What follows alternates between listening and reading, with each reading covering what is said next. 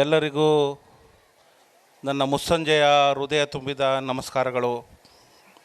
ಈ ದಿನ ನಮ್ಮ ಕಣಚೂರು ಪಬ್ಲಿಕ್ ಶಾಲೆ ದೇರ್ಲಕಟ್ಟೆ ವಿದ್ಯಾಸಂಸ್ಥೆಯಲ್ಲಿ ಒಂದು ದೇವರ ಉತ್ಸವ ಕಾರ್ಯಕ್ರಮ ಜರುಗ್ತಾ ಇದೆ ಅಂತ ಹೇಳಿದರೂ ಕೂಡ ತಪ್ಪಾಗಲಾರದು.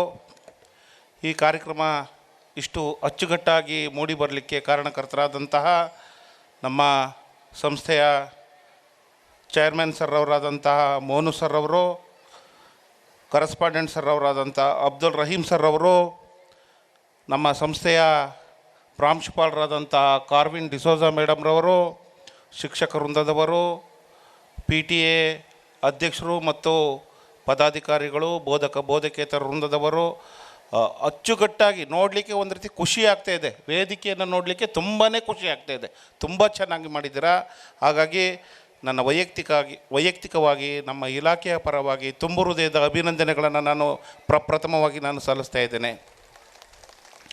ಜೊತೆಗೆ ಈ ದಿನ ವೇದಿಕೆಯಲ್ಲಿ ಆಸೀನರಾಗಿರುವಂಥ ನಮ್ಮ ನಾಜಿಯಾ ಸುಲ್ತಾನಾ ಮೇಡಮ್ರವರಿದ್ದಾರೆ, KS ಅಸಿಸ್ಟೆಂಟ್ ಲೇಬರ್ ಕಮಿಷನರ್ ಮೇಡಮ್ರು ವೇದಿಕೆಯಲ್ಲಿ ಆಸೀನರಾಗಿದ್ದಾರೆ. ನಮ್ಮ ದೇರ್ಲಕಟ್ಟೆ ಅಂದರೆ ಒಂದು ಕಳಸ, ಒಂದು ದೇರ್ಲಕಟ್ಟೆಯ ಒಂದು ಕಳಸ ಅಂತ ಅಂದರೆ ಆಜಿ UK ಮೋನು ಸರ್ ಅವರು ಯಾವತ್ತೂ ಒಂದು ವಿದ್ಯಾಸಂಸ್ಥೆಯನ್ನು ಕಟ್ಟಿ ಬೆಳೆಸಿ ಈ ಒಂದು ಸಮಾಜಕ್ಕೆ ಒಳ್ಳೆಯ ಕೊಡುಗೆಯನ್ನು ನೀಡ್ತಾ ಇದ್ದಾರೆ. ಅವರು ಈ ಒಂದು ದೇರ್ಲಕಟ್ಟೆಯ ಒಂದು ಕಳಸ ದೇವರ ಕಳಸ ಅಂತ ಹೇಳಿದ್ರು ಕೂಡ ತಪ್ಪಾಗಲಾರದು. ಅವರು ಕೂಡ ವೇದಿಕೆಯಲ್ಲಿ ಆಸೀನರಾಗಿದ್ದಾರೆ. ಜೊತೆಗೆ ನಮ್ಮ ಫಾರ್ಮರ್ ವೈಸ್ ಚಾನ್ಸಲರ್ ಆದಂಥ ಡಾಕ್ಟರ್ M ಅಬ್ದುಲ್ ರಹೀಮನ್ ಸರ್ ಅವರಿದ್ದಾರೆ. ನಮ್ಮ ಹಿತೈಷಿಗಳು, ನಮ್ಮ ಮಾರ್ಗದರ್ಶಕರು ಹಾಗೂ ಶಿಕ್ಷಣ ಇಲಾಖೆಯ ಚಿಂತಕರು ಕಾರ್ಯಕ್ರಮದಲ್ಲಿ ಆಸೀನರಾಗಿದ್ದಾರೆ. ಜೊತೆಗೆ ನಮ್ಮ ಇಕ್ಬಾಲ್ ಅಹಮದ್ ಸರ್ ಅವರಿದ್ದಾರೆ, ಶಾಹಿದಾ ಮೇಡಮ್ರವರಿದ್ದಾರೆ, ಜೊಹರಾ ಮೇಡಮ್ರವರಿದ್ದಾರೆ, ಉಮಯ್ಯ ಮೇಡಮ್ರವರಿದ್ದಾರೆ. ನನ್ನ ನೆಚ್ಚಿನ ಸಹೋದ್ಯೋಗಿ ಬಂಧುಗಳಾದಂಥ ECO, BRP ಮತ್ತು ಎಲ್ಲ ನನ್ನ ವಿದ್ಯಾರ್ಥಿಗಳ ತಂದೆ ತಾಯಂದಿರು, ಮಕ್ಕಳ ಹೆತ್ತವರು, ಪೋಷಕರು, ನನ್ನ ನೆಚ್ಚಿನ ಪುಟಾಣಿಗಳು, ಮಕ್ಕಳುಗಳು ಕೂಡ, ನೀವು ಕೂಡ ಈ ಕಾರ್ಯಕ್ರಮದಲ್ಲಿ ಭಾಗವಹಿಸಿದ್ದೀರಿ. ತಮಗೆಲ್ಲರಿಗೂ ಮಗದೊಮ್ಮೆ ಮುಸ್ಸಂಜೆಯ ಅಭಿನಂದನೆಗಳನ್ನು ನಾನು ಸಲ್ಲಿಸುತ್ತಾ ಪೋಷಕರಿಗೆ ಒಂದು ಕಿವಿ ಮಾತನ್ನು ಹೇಳಲಿಕ್ಕೆ ನಾನು ಇಷ್ಟಪಡ್ತೀನಿ. ನಾನು ಈ ಒಂದು ಕಣಚೂರು ವಿದ್ಯಾಸಂಸ್ಥೆಗೆ 4-5 ಸಾರಿ ನಾನು ಭೇಟಿಯನ್ನು ಕೊಟ್ಟಿದ್ದೇನೆ. 10ನೇ ತರಗತಿ ಮಕ್ಕಳಿಗೆ 1-2 ಗಂಟೆಗಳ ಕಾಲ ಅವರು ಹೇಗೆ ಓದಬೇಕು, ಹೇಗೆ ಜೀವನವನ್ನು ರೂಪಿಸಿಕೊಳ್ಬೇಕು ಎಂಬುದರ ಬಗ್ಗೆ ಮಾಹಿತಿಯನ್ನು ನಾನು ಕೊಟ್ಟಿದ್ದೇನೆ. ಈ ಕೊಟ್ಟಂಥ ಸಂದರ್ಭಗಳಲ್ಲಿ ಶಾಲಾ ಪರಿಸರವನ್ನು ನೋಡಿದಾಗ ಎಲ್ಲ ತರಗತಿ ಶಿಕ್ಷಕರುಗಳಿಗೂ ತಮ್ಮ ಬೋಧನೆಯನ್ನು ಮಾಡ್ತಿರೋದು, ಬೋಧನೆಯ ಜೊತೆಗೆ ಉತ್ತಮ ಮೌಲ್ಯಗಳನ್ನು ಕಳಿಸಿಕೊಡುತ್ತಿರುವುದನ್ನು ನಾನು ಕಣ್ಣಾರೆ ಕಂಡಿದ್ದೇನೆ. ಈ ವಿದ್ಯಾಸಂಸ್ಥೆಯಲ್ಲಿ ಕಲಿಯುತ್ತಿರುವಂಥ ನಿಮ್ಮ ಮಕ್ಕಳ ಬಾಳು ಬಂಗಾರವಾಗ್ತದೆ. ಒಂದು ರೀತಿಯಲ್ಲಿ 10ನೇ ತರಗತಿ ಮಕ್ಕಳನ್ನು ಒಂದು ಕೋಣೆಯಿಂದ ಮತ್ತೊಂದು ಕೋಣೆಗೆ ಮಕ್ಕಳು ಹೋಗುತ್ತಿರುವಂಥ ರೀತಿಯನ್ನು ನಾನು ಕಣ್ಣಾರೆ ಕಂಡಿದ್ದೇನೆ.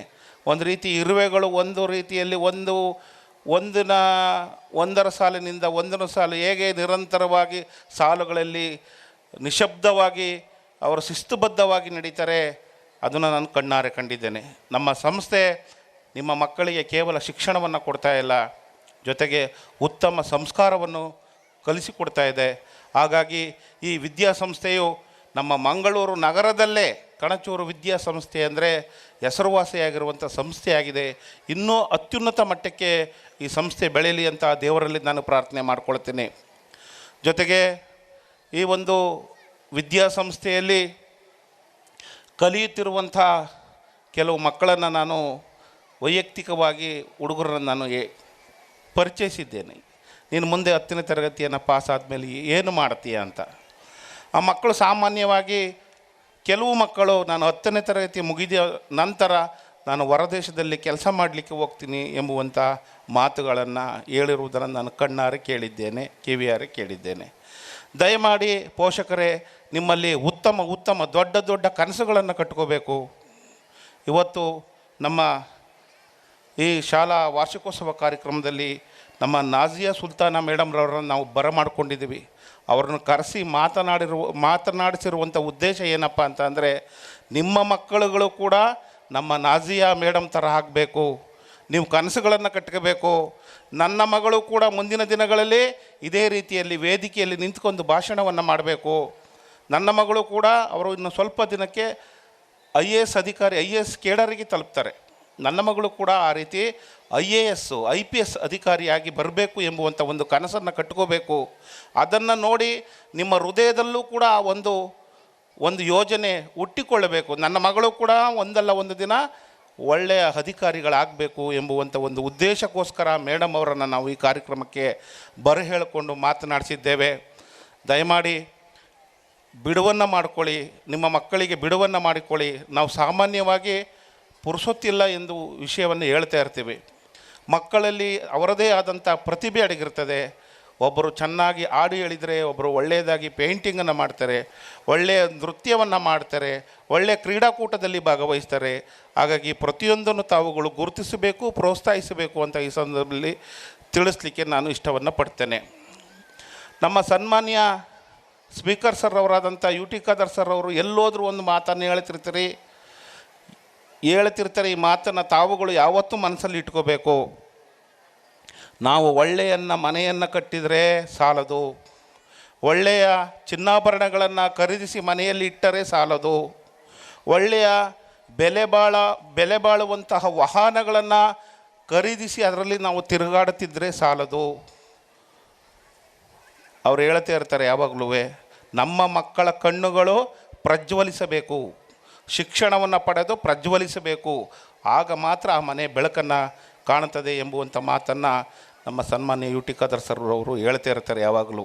ಹಾಗಾಗಿ ನಿಮ್ಮ ಮಕ್ಕಳ ಕಣ್ಣು ಉತ್ತಮ ಶಿಕ್ಷಣವನ್ನು ಪಡೆದು ಅವರ ಕಣ್ಣುಗಳು ಪ್ರಜ್ವಲಿಸಬೇಕು, ಅವರನ್ನು ನೋಡಿದರೆ ಖುಷಿಯಾಗಬೇಕು.